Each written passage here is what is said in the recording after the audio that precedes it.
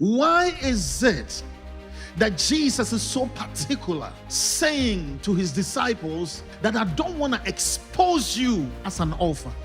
Sometimes we think that being an orphan necessarily means that your parents are not alive. But there are people whose parents are alive and they are still living like an orphan. Because this spirit of an orphan that I'm talking about is when your source of life is disconnected. In order for the enemy to attack you, he has to create an environment around you to make you become like an orphan.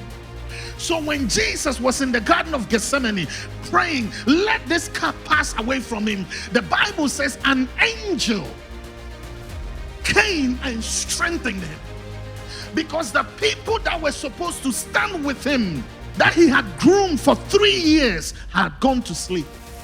So God said, the enemy is trying to put my son in a place where he will feel alone. And when he feels that loneliness, it will make him pray another kind of prayer. So I'm going to release an angel to keep him company. An angel in Greek means angelos, which means a messenger sent from God. When Jesus was praying, an angel came and strengthened him. That angel is a celestial being that came. In this life, I've also come to a place in my walk with God where I understand that when somebody is going through so much, God can send another human being as an angel to come and stand with them so that they can go through that grief. So the angel can be two ways.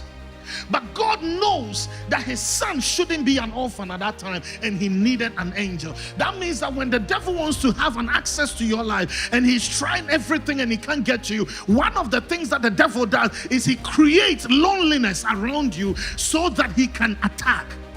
Because at that time Jesus was praying a prayer that was contrary to his assignment.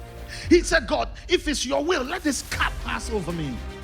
He said at the beginning that this was his assignment, and now he's closer to his assignment and he's praying himself out of it. So what happened? It is because he's coming to a place where he's feeling alone.